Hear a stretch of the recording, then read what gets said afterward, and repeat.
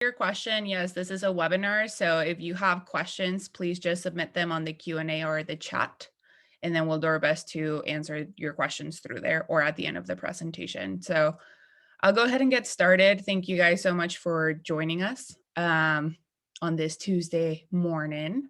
I already did a quick audio and video check, but if you have any questions or concerns, just type them on. We'll do our best to kind of, yeah, we won't forget to record. Matt, can you please record? Thank you. Well, welcome everyone. My name is Gretel. We're very happy to be able to be here and have Connect's new program, SBIR Connect, through our partnership with NIWIC Pacific. A quick overview of Connect. We are a San Diego nonprofit that aims to help innovators in the region through our different programs. Our programs focus on providing access to mentors, education, as well as investors. It's really a great opportunity. Feel free to check out our website for more information or just reach out to us and we'll provide that for you. For today's workshop, or first of hopefully many, we wanted to introduce the SBIR STTR program, as well as other opportunities working with the Navy. Please be patient with us. This is our first workshop. We're gonna do our best to get this information out to you and then do our best to get better as the workshops progress. We have a couple great speakers. Some of you guys may have heard them already. We have Caleb Foster and Dan DeConso, the director of the Office of Small Business Programs at NAVWAR. And then their presentation will be followed by Shadi Azum, who is the NAVWAR SBIR STTR program manager. At the very end, we will go over your questions. So please wait until the end to either ask your questions or ask them throughout the presentations, and we'll do our best to answer them.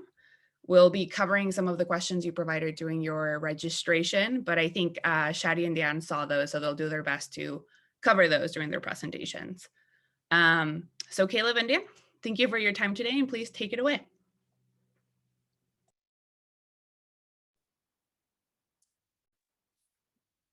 Well, good morning, everybody. Thanks for showing up for this first workshop of the season. I definitely want to thank Shadi and Gretel for putting this together for us, and also for inviting me and Caleb to participate in the very first workshop from the SBIR office. You know, I really do think it's a very, very important topic to cover today, small business innovative research. Because, you know, I came aboard NAVWAR headquarters here in San Diego as the director of the Small Business Office in right around mid-February last year. And so, you know, shortly after I arrived at the office, you know, so did COVID-19. And unfortunately, you know, it's only taken COVID, you know, a year to completely decimate our economy. And nobody would probably know more about it than the small businesses that have had to try to navigate through all of the challenges over the last year. So, you know, I really can't speculate on how long it's going to take for us to recover from the damages that have occurred to the economy. And anybody that says that they could would only be speculating. But what I do truly believe is that rebuilding our economy is going to be on the backs of our small businesses, which means it's vital that you're here today, that you're here considering creating a new small business, whether you're here because you've been running a small business for some time, and maybe because of COVID, whatever that business model is may not be the most logical or most fundamental company to create at this particular time. And what I would argue is that hopefully there's businesses out there that are looked at the true needs right now. I mean, is it a gym? Is it a cafe? Is it a nail salon? We've seen how those have just succumbed to the current situations, even though, through history, we didn't really think there was ever going to be a time when creating a small business could be subject to what it was subjected to this past year. So I encourage all of you that are starting your new businesses to be creative, think about the things that we really need moving forward, because I don't think it's ever going to get back to normal. my personal input is that it's going to become a business as usual model, right? As we start to get back to things. But, there's been so many changes over the last year. I'm just not sure how it's going to look. So, companies that are into transport, right? Being able to transport vaccines and masks and things of that nature, that may be a wave of the future, right? So I just don't know. But what I'm hoping to do today is provide folks an opportunity to how to do business with our office, how to do business with NAV4 as it applies to headquarters in San Diego, NIWIC PAC, also in San Diego, and NIWIC LANT. It gives you a chance. I'm hoping to give you some opportunities and some recommendations that can make, creating a small business and learning how to work with the federal government a little bit easier. And because no one knows it better than you, that it can be a real challenge. And we're hoping to provide you with some tips and tools today to help you get through this a little better. So my name is Dan DeConzo. Caleb is with us today. He's one of my deputy directors. He's going to do the second portion of our presentation. I wanted to do an intro so you kind of know how we do business there. And Gretel, if you want to start the slideshow, we can start it from here.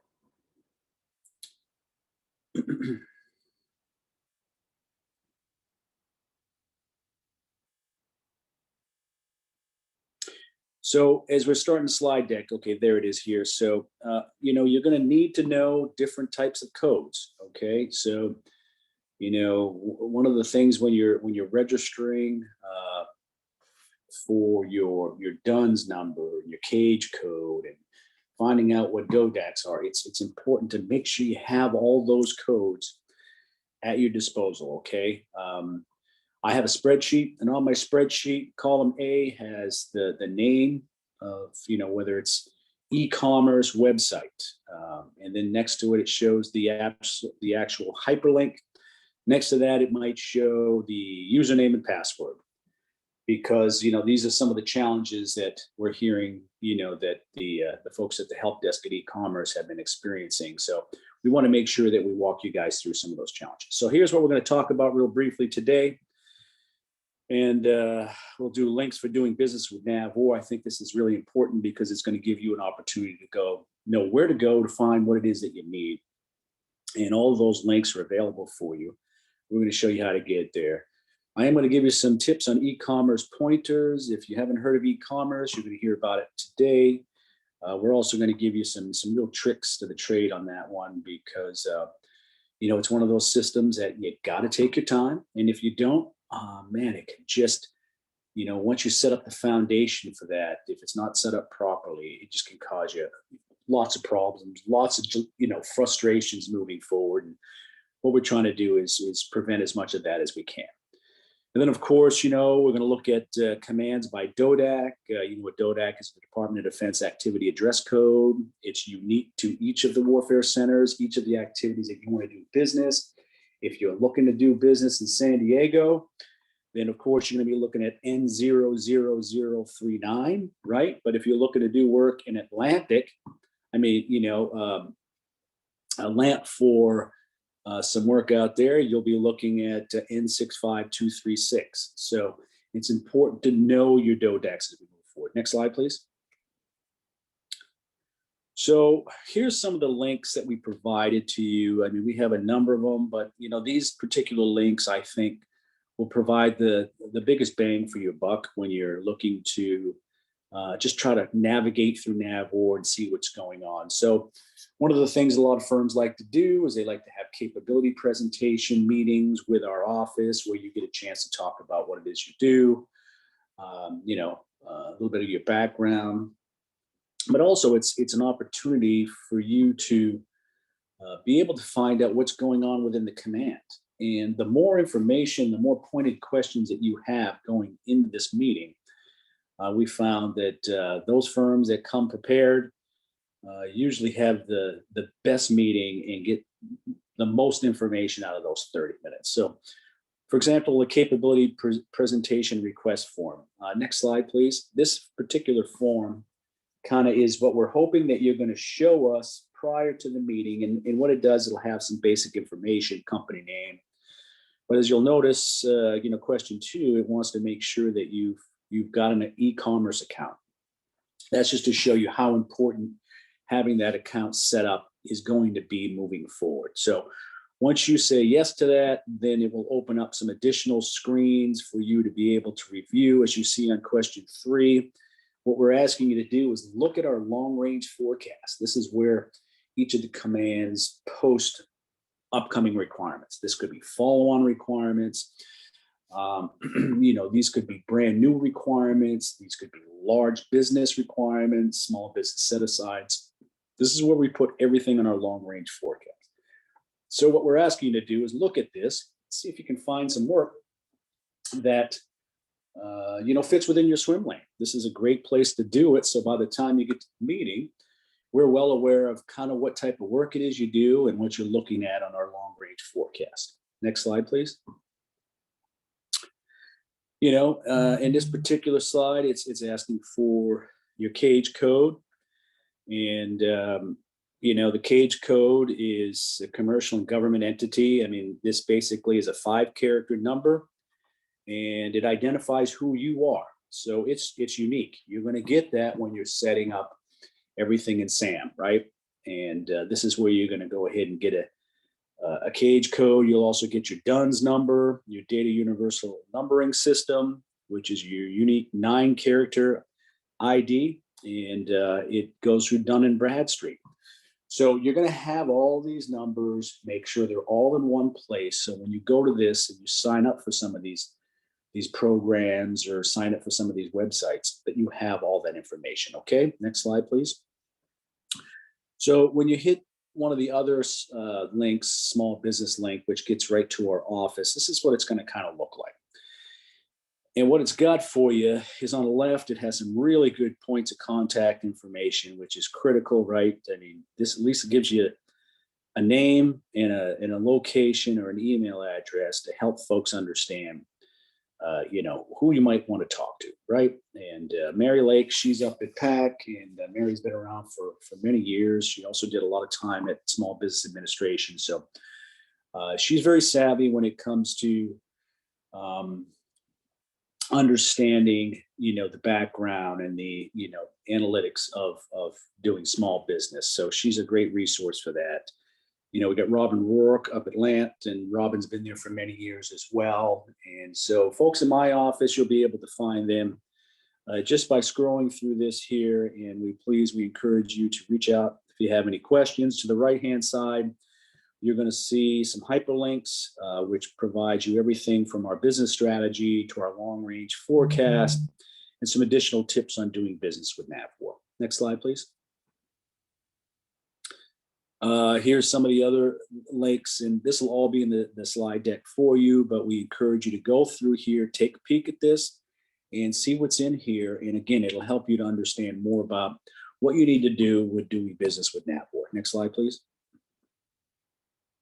Okay, so this is a biggie here for you. I know I've got just a couple minutes left, but I did set up a meeting with a couple of subject matter experts for e-commerce.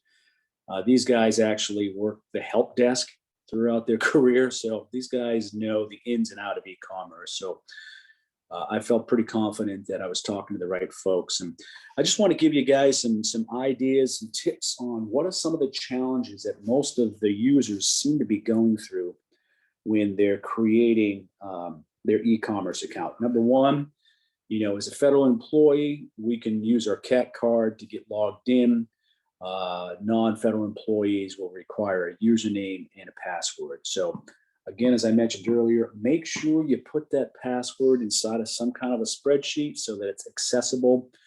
One of the number one problems that the help desk encounters and helps users with is resetting passwords. We know if you haven't used it in a long time and it just expires, that's one thing. But that's one of the biggest challenges. And depending on, how long the wait is, it can be a little frustrating. Avoiding special characters. So apparently this website does not like special characters unless specifically stated. Okay. So what it does is when you're creating a new account, it'll show you like your password needs to have special characters. but only the special characters that are actually being shown as options. So it doesn't mean any, it only means what they show you as an option for special characters. And some of the challenges is folks use, whether an ampersand or number sign or question mark or something that may not be in the list of symbols that you can use, you can't get your password going. So it's very important to do that, to follow the guidelines on special symbols. Also, when you go in, we found that Internet Explorer is giving you the most bang for the buck when it comes to using e-commerce. There are other browsers, right? There's Chrome, there's Firefox, there's all kinds of other ones, but they have found that using Internet Explorer gives the user the best experience in e-commerce. So if there's any way that you can use that, it's highly recommended from the SMEs to use that. One of the other things is having more than one person at your company registered at e-commerce. Because what happens is when you register in e-commerce, it's going to register your email address. If that employee leaves, changes their email, happens to have it for a work email, but they're home and don't have access to work email, they can't get into e-commerce. So the recommendation is either have a group set up, for your email, or have several users at your company all registered for e-commerce. So that way, when it comes time to submitting a proposal or market research info or something of that nature, you have all the information that you need. Okay. And you also have an alternative in case that person isn't in the office at that time, or may have left the company and now you're in a position where you can't submit your proposal. God forbid that. And so lastly, I think one of the other issues is please remember, if you're about to submit a proposal and that proposal is due, say this Friday, and it's due by 4 p.m., don't wait till Friday at 3:30 p.m. Go in today. Give yourself several days, check your account, make sure you still have access, you can still get registered, because doing that, what it'll do for you is it will help you to, prevent the last minute blues of trying to call a help desk to get access when, when you're under a crunch like that. Most chances it's just not going to happen. The history books are filled with stories of folks just, trying to get it done within the last few seconds and just didn't make it happen. They run some very, very complicated logarithms on e-commerce. And the reason for that is because if it closes at 4 p.m. sharp, 4 p.m. and 1 second is considered late. And that's how it works. So trust me when I tell you this, that they have trackers that show exactly what time proposals come in, and it's been determined that 1 second past the due date is late. So you don't want to be that person having to fight that battle just to find out that you're not going to win. Okay, so that's the recommendation for you. I'm going to close there because I want to get Caleb on here, so he's got a few minutes to talk to you as well. All this information will be available to you later. Thanks for your time, and I really appreciate it. Over to you, Caleb. Thank you, Dan. And good morning. My name is Caleb Foster. I work for NAVWAR in the OSBP department. What I want to share with you guys is the services we provide, how we can help you, and how to navigate some of our requirements. As you can see on the slide, we have 3 different buying commands that make up NAVWAR. We have NAVWAR headquarters, which their DODAC is N00039. And for everyone that doesn't know what a DODAC is, that's the Department of Defense activity code. Each unit has a DODAC, and that's how we're going to identify each buying code. So headquarters is N0039. Back up one slide. Thank you. And that is headed by Mr. DeConzo. He's the director of OSBP, and myself and Mr. Twan Doan are the deputy directors of the HQ program. On the Niwot Pacific, Miss Mary Lake, her DODAC is N66001. And on the East Coast, Niwot Atlantic is Miss Robin Rourke, and her DODAC is N65236. So this is how we are aligned under the organization. Next slide, please. The next few slides, we're going to go over what it is we buy. Even though we are all made up of NAVWAR, each command kind of purchases a little bit different on the NAICS and the actions. As you can see, at headquarters, we've done about 170 million this year. That is from October 1st to yesterday. And the actions that we have are 306 actions. The NAICS, our top 10 NAICS, we have multiple more, but the top 10, as you can see, fall under engineering services. All three buying commands are going to share that as their number one NAICS, followed by radio or television or computer related services or what have you. Highly related to IT. Total actions is being on the third column, and those are the total actions being large and small businesses. And that'd be total dollars that we have put towards these NAICS during this year. Next slide. Now with Plant, once again, their DODAC is different, 65236, and I'm going to tie that back in later when we start looking at the long range forecast and the e-commerce site. But going back to their DODAC, they've done 328 million, looking at 759 small business actions. So that they do a few more actions in headquarters, do a few more dollars, and as you can see, that's their top 10 NAICS.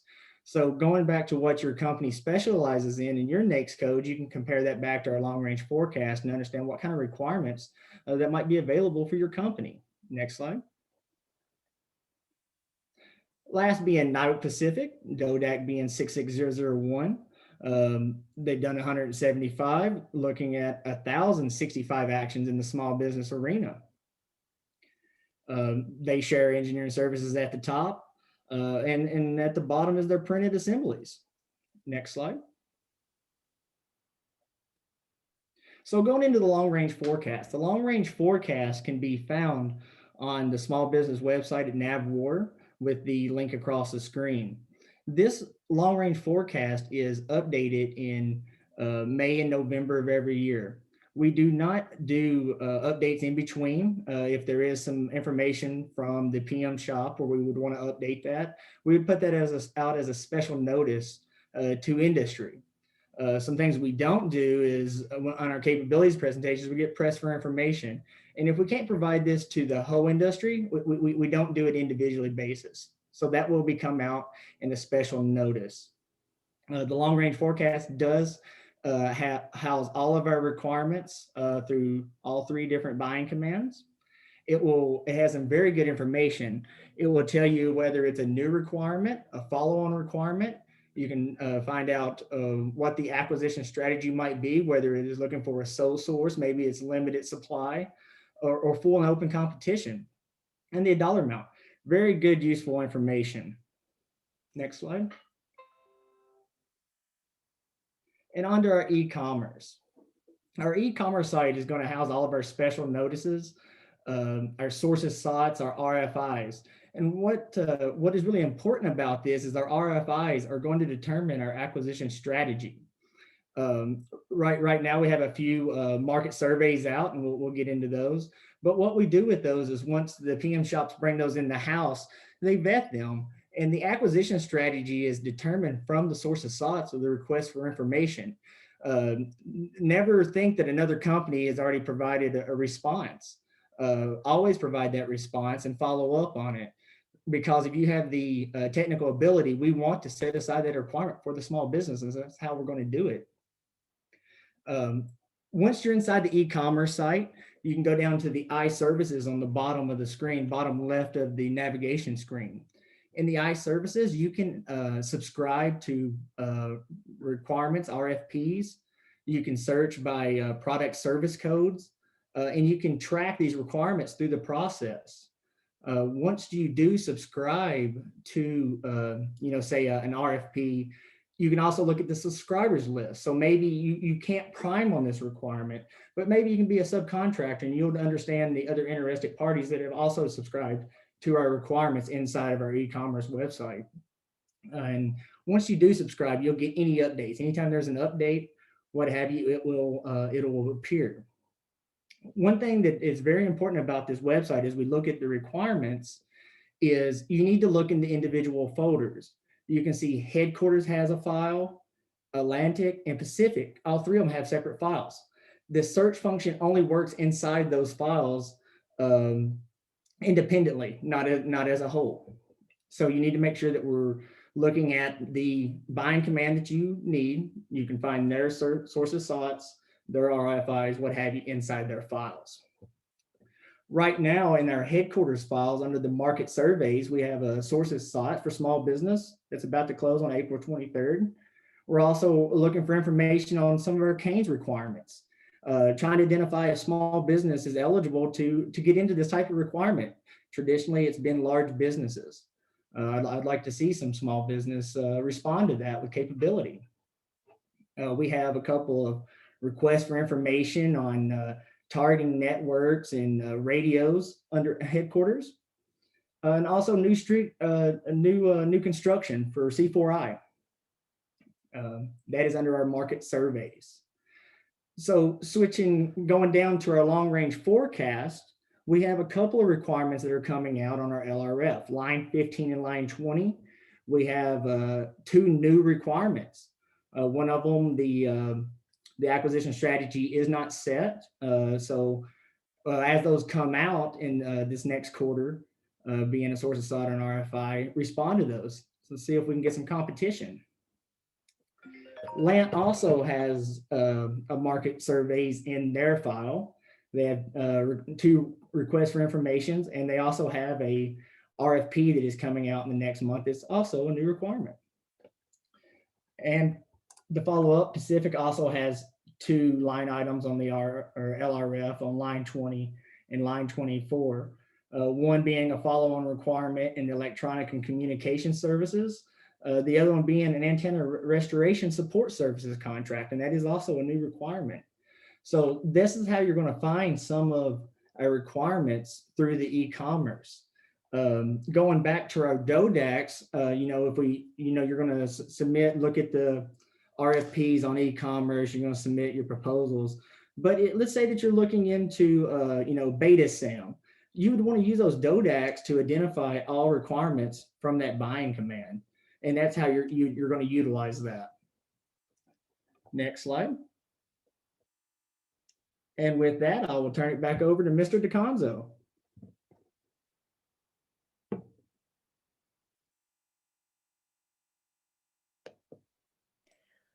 I think I'll step in because I think Dan might be missing. But with that, I think we're going to introduce Shadi Azum, and he's going to go ahead and introduce the SBIR STTR program. Awesome. Well, Dan has returned. Hi, Dan. So I'll go ahead and get started. Thanks, Gretel. So hi, everybody. My name is Shadi Azum. Just as Gretel mentioned, I am the SBIR STTR program manager at the NAVWAR Command.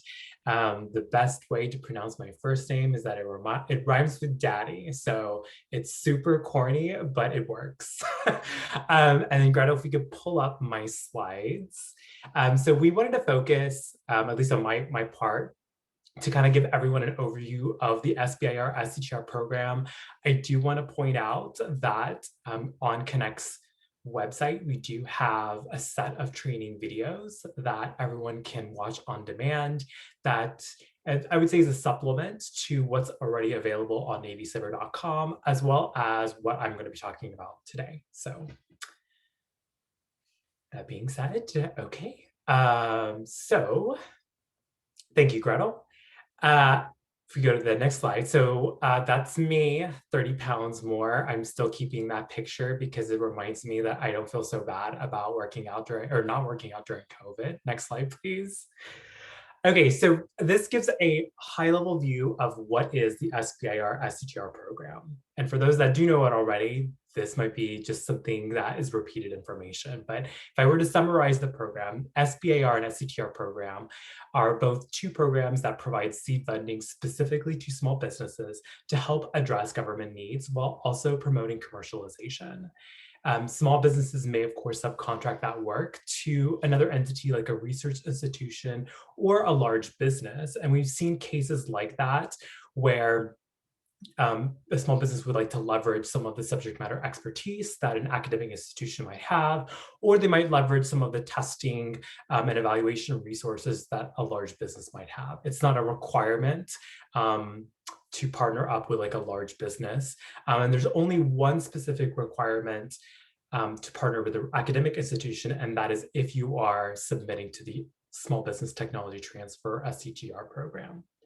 Both of these programs are a competitive 3-phase programs. I'll show you what that phase structure looks like in the next couple of slides. One thing I do want to point out really quickly, because I thought that presentation was amazing from Dan and Caleb. So we have our own, SBIR is kind of like an island of itself. We still interface, of course, with the Office of Small Business Programs, especially in reporting some of our small business contracts or engagements with small businesses. But we do have a separate solicitation website from the e-commerce website that was presented, but we'll also share that link with you. Next slide, please. This slide basically summarizes who is eligible to participate in SBIR and STTR. I've summarized them here, but there's a full eligibility criteria that comes with every single one of our solicitations. So a small business must be for profit, owned and operated in the United States, and have less than 500 employees. Work that you do in SBIR or STTR must also be performed in the United States and must also be research and development. I do want to stress a little bit about the last bullet here. Specifically, SBIR and STTR are programs that encourage and foster innovative research and development. We're not really a procurement side of things. If you do have a product or a technology that's already developed, that's not, SBIR and STTR is not necessarily an avenue to pursue unless that product or technology was funded in part by the SBIR or STTR program. I'll talk a little bit about that opportunity, but wanted to summarize what this program, who's eligible to participate. Next slide, please. This shows the incentives for both government and small business on why it benefits for each player to kind of participate in the program. For the government, whenever we submit a topic that goes into these programs, it allows us to think ahead. So we usually will put forward our mid to long-term capability gaps so that it allows us to think ahead and fund that innovative research and development. We'll talk a little bit about the phase structure, I believe, in the next couple slides. But one thing that SBIR offers, SBIR and STTR offers, is competing approaches. There's a first phase that comes with the program where we award multiple awards, and that's to really foster multiple approaches and multiple solutions. And to a government person who has a capability gap that's out in a solicitation, it makes sense for us to see various solutions to that approach. One thing that's also great is that if you have participated in the SBIR program, any follow-on awards are considered sole source or non-competitive. And it's because you started with the competition of competing for that specific topic. On a small business side, there are also some incentives of participating in the program. One thing that is really great to see is that it builds credibility for the company. We've seen some great startups that started out with SBIR, STTR. If you've heard like names like Qualcomm or 23andMe, they all started with SBIR and STTR, which is kind of a good inspiration to kind of think forward about. Another thing that's great about SBIR and STTR for small business is that you do retain certain data rights, which I'll talk about in a little dedicated slide. And just like how in the government side, it's easy to have any follow-on awards that are sole source. So as a small business, that's also an encouragement to use the program as well. Next slide, please. These show, or this kind of like overview chart shows all the different agencies that participate in SBIR and STTR.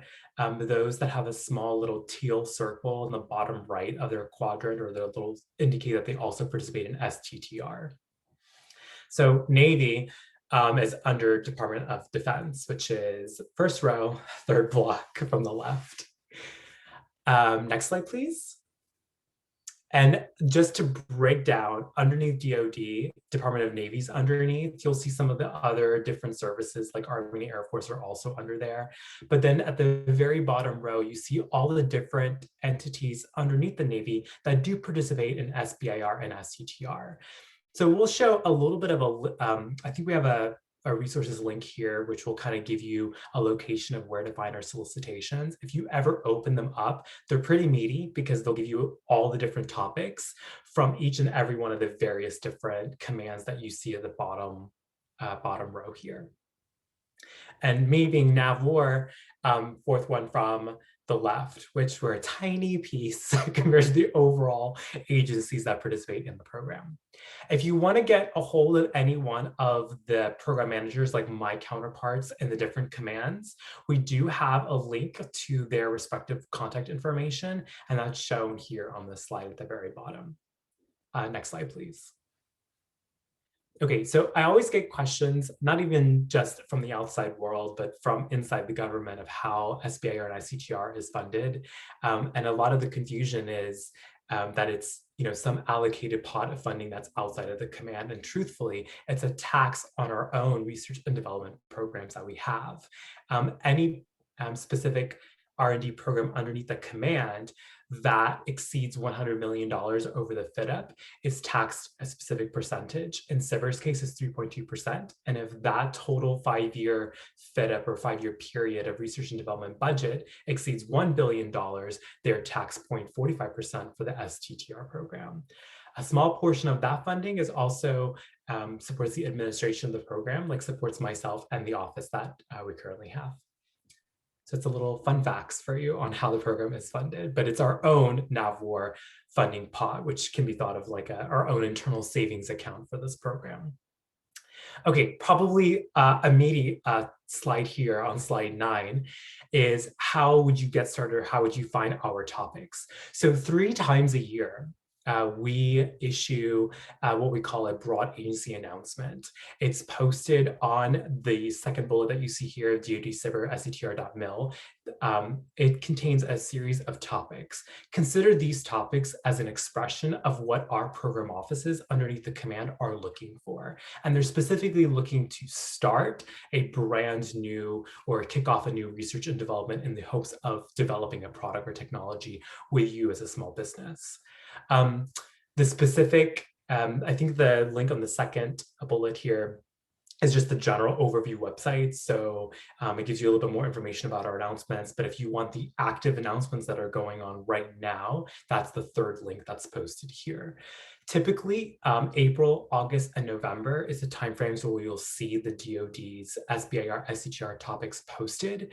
The ranges, of course, change over time. There's an ability on the website that you can subscribe to, like their newsletter or any updates that they have. So I highly recommend you check that out and subscribe just so that you don't miss any of the announcements that we post. When we do have a specific time period of when the announcements are active, and then when they close, we go through an evaluation period and start an award process once the evaluation has been completed. Evaluations for us, we have a deadline of 90 days from when the announcements close, but any awards following that is 180 days from the close date. Slide 10, please.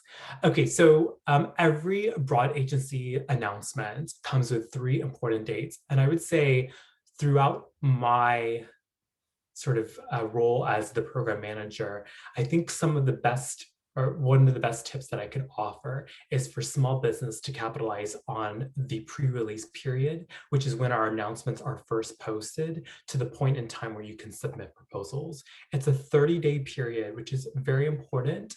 And that's simply because it allows you as a small business that is interested in submitting to one of our topics to talk intimately with our topic authors and get a little bit of a more elaboration of what the technical nature is of the topic.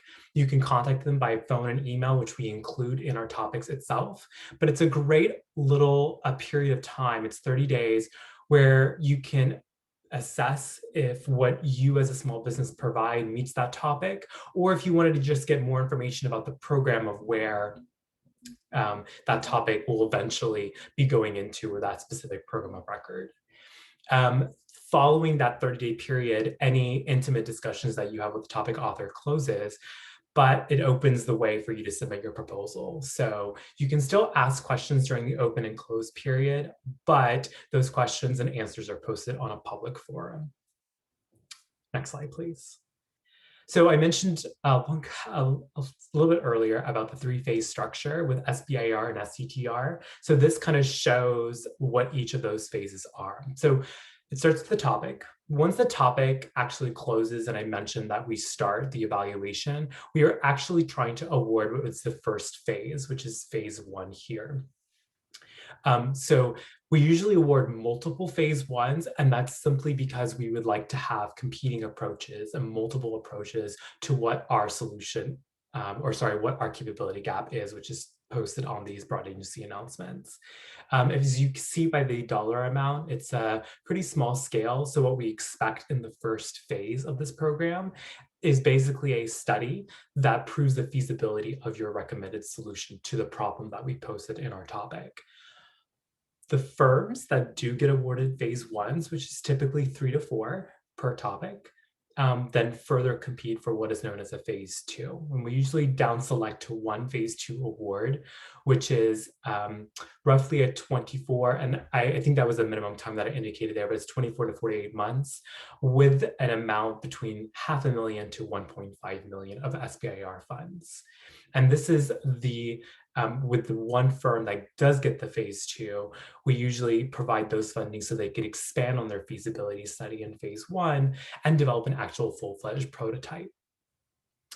One thing, and this is kind of like the finish line, is the phase 3 contract. So phases 1 and 2 that you see on slide 11 here are basically funded by SBIR and STTR. It doesn't limit some of the program offices that are tracking this to put their own funding that is non-SBIR STTR, but it's expected that once phases 1 and 2 are completed, that the program of record or the actual program office that first puts that topic out in the BAA is going to fund that small business that was awarded phase 2 to get to a phase 3 using non-SBIR dollars.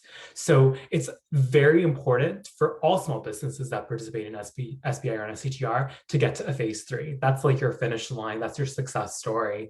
And the beauty behind phase 3s is the flexibility that comes with a contract.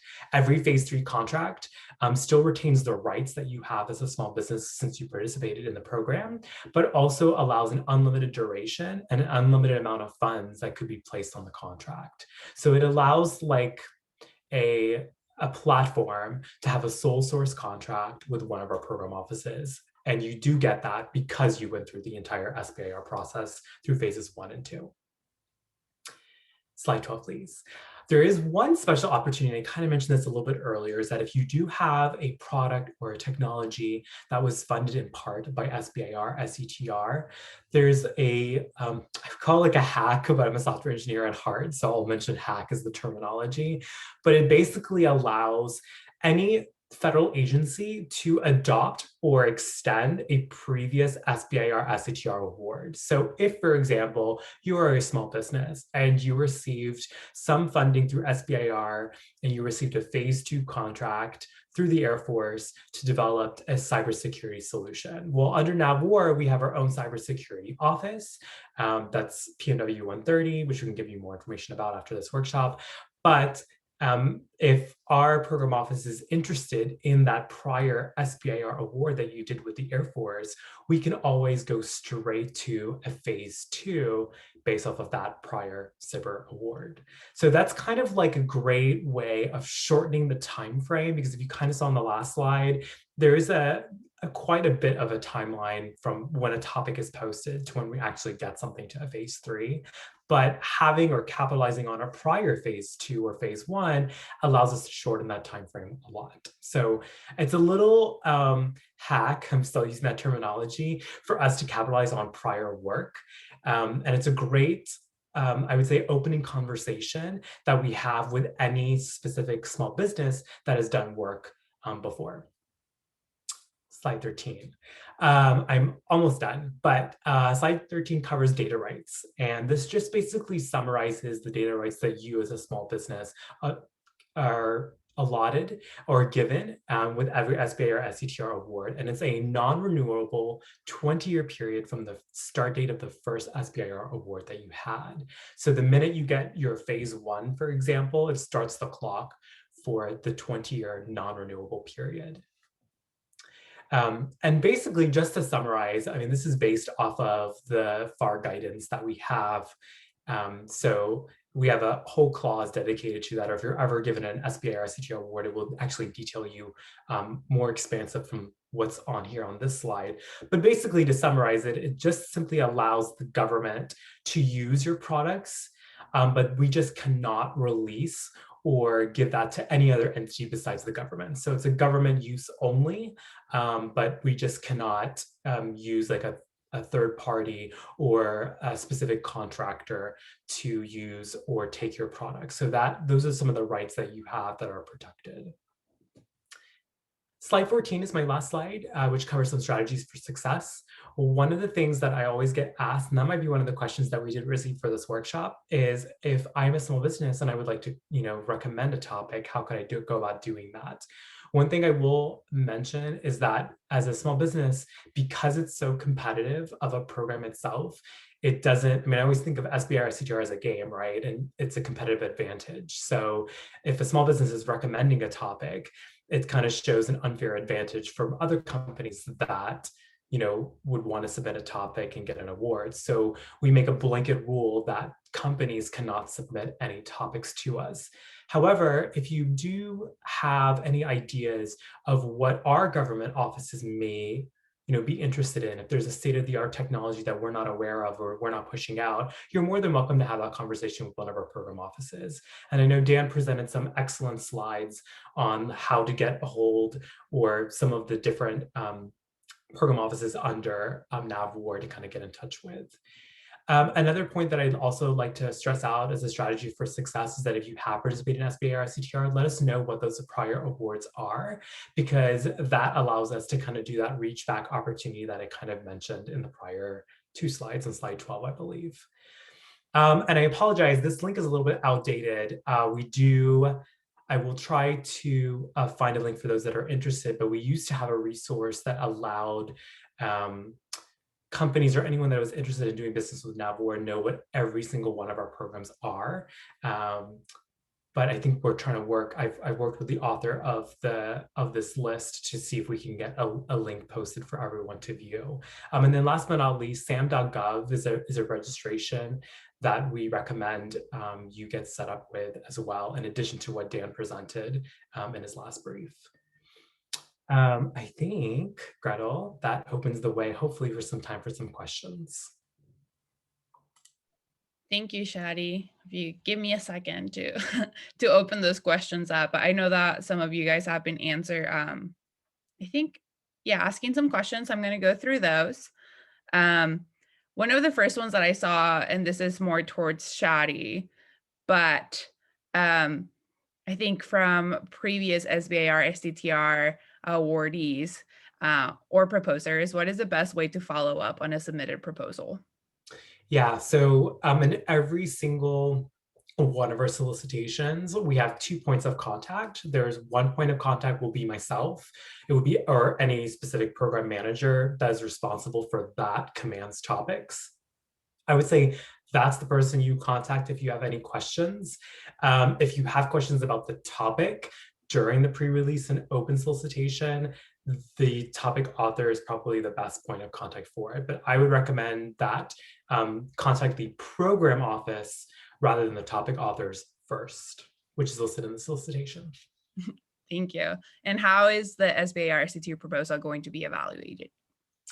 Yeah, so the solicitation includes criteria for what we evaluate. I believe it's section 6. If I got that right, it shows I've been in this job a little too long, but it's basically shows that we evaluate on 3 different criteria. One is your technical nature or the nature of your technical solution. Second is the qualifications that you as a small business have. And the third is your potential to commercialize, but we give full details about that in every single solicitation. Awesome. Thank you. And then Dan, one of the questions that we've received a couple of times was if you're aware of any Navy or veteran programs that fund specifically veterans for innovation. Hold on, Dan, you're muted. Thank you. Well, one of the one of the major programs that we often recommend to companies is obviously the SBIR program, STTR, but we also have Mentor Protege. And, I would argue that as you're kind of moving through this new landscape post-COVID, you're going to need as many tools in your toolbox as possible, right? So being able to have access to the programs that Shadi and Gretel discussed today, but also looking at the Mentor Protege program.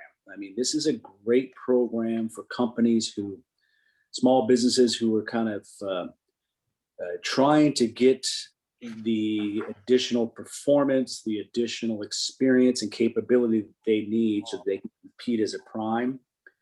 Look at the Mentor Protege program.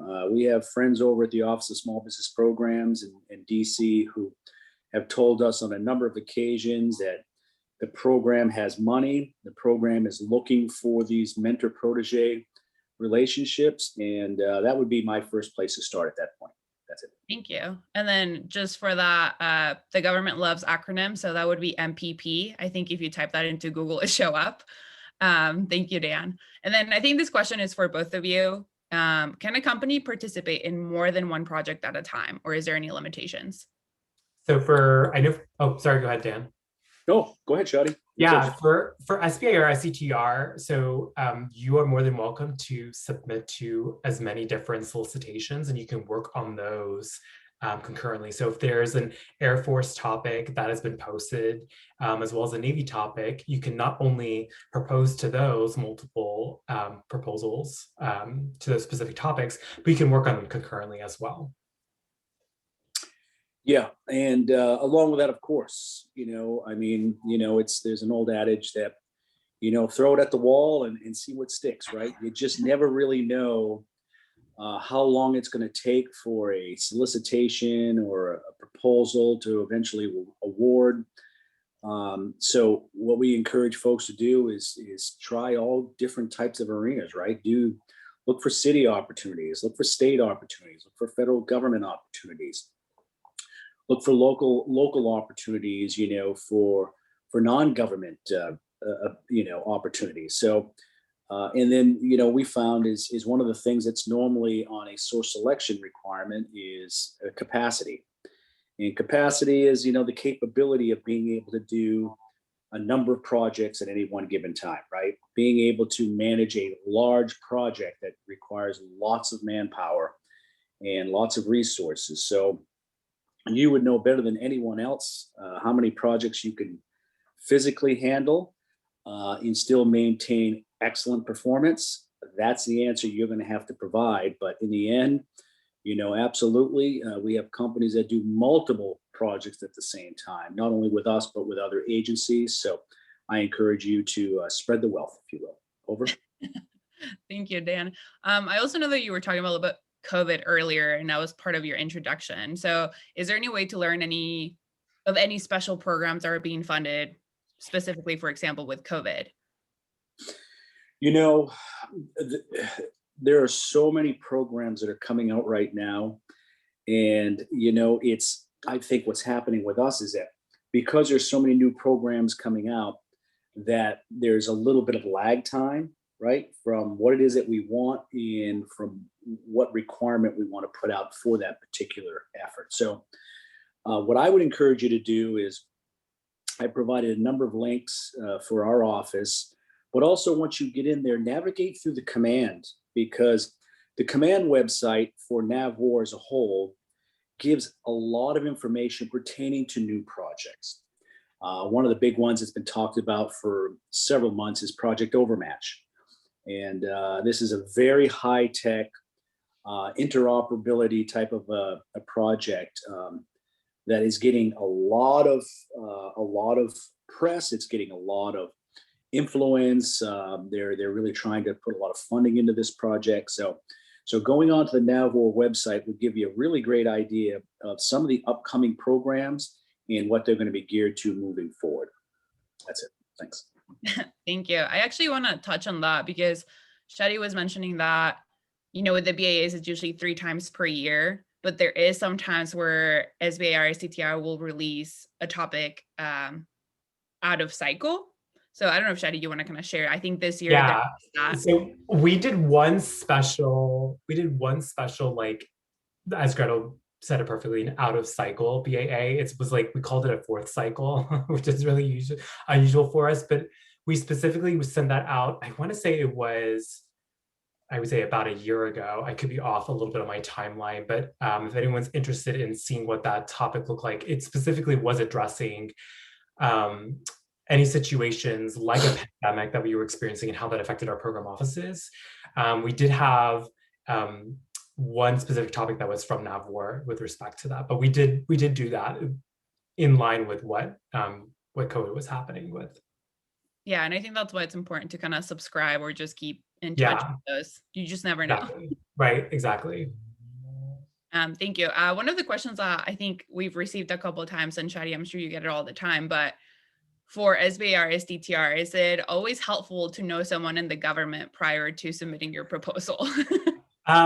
So I would say the limit to that is I wouldn't say it helps or doesn't help. I think the only thing it would help is if you know someone in the government, you get a little bit of an indication of what that individual program is doing. If you know someone that doesn't, though, if you're applying for an SBA or SCTR, it doesn't offer any additional points, let's put it that way. Nor does a company get discounted if they don't know anybody within the NAVWAR command. Right. One of the questions here right now is, how established are companies you work with? And I think this is for both of you. And then specifically for SBIR, how applicable is it for early stage startups? So for SBIR, I've seen companies that have never got an SBIR before, got an SBIR award. So they were just completely brand new. And then you also see those that are veterans in the SBIR, SCTR program that have got so many awards that have got awards too. So it's a full spectrum, I would say, for SBIRs. And for our office, established companies, and I refer back to source selection and evaluation process. And one of the other things is past performance, right? We all know that past performance has a great deal of weight as it applies to being evaluated. And so companies who have significant past performance usually are companies that do well, right, in the federal government, because it's really, past performance is a great indicator of future behavior. And I think what happens here is that, does that equate to being established? Maybe, right? But we have seen opportunities where companies who are just getting into the industry, but they have a great product and they have a great workforce, have done some really great things as well. But there's really nothing to be said about the advantage of having really good past performance in a lot of it, so that you can show a consistency and correlation in your capacity to perform. Thank you, Dan. And then I have a question here from Raymond. Shadi, I'm not sure if you can see it. It's quite lengthy. Yeah, I think I see it right now. So hi, Raymond. I actually know Raymond back in the day. So for SCTRs, let me see if I can understand the question a little bit. So SCTRs is a sister program to SBIR that a small business has to subcontract with a research institution like university. For DoD, we operate by contracts. We don't do grants. That's not to say that that has happened with other agencies. For example, Department of Agriculture and their SBIR, SCTR programs do grants. But for DoD and specifically Navy SBIRs or SCTRs, it's a contract type versus a grant. Thank you. And then I think this one's for Dan on the e-commerce website. Are those opportunities posted there, also posted on Beta SAM, or just on e-commerce? I'm not sure how they correlate between Beta SAM and e-commerce. We can get that information to you because, I'm not a subject matter expert on either. However, one thing I did want to add before I forget, and this is from subject matter experts on e-commerce that stated, many problems occur because people are not clearing internet options and they're not going in and clearing history. So when you go to internet options, once you've got the website up, you do a drop down. And when you go in there to internet options, it gives you the ability to clear history and also clear cache, C-A-C-H-E. You want to clear both of those before you go into the e-commerce website. If you can do it as just a habit before you go in and click it, clear history, clear caches. I've been told that that has cleared up 70 to 80% of the problems that users are having when they're going into the website and experiencing problems. Over. That's awesome. Thank you, Dan. And then with the last few seconds that we have, I do want to thank our speakers for joining us today. We hope this was useful and the information was helpful to you all. If you could help us by kind of answering a quick survey just to hear your thoughts so that we can be better next time, but also on topics that you would like to be covered next. We're going to do our best to provide workshops, hopefully every month, if not every other month. So thank you all so much for your time. And for any questions, please contact us on our website. Thank you, Gretel. Thanks, Thank guys. you. Bye. Thank you, Scotty. See you later. Bye. Bye-bye.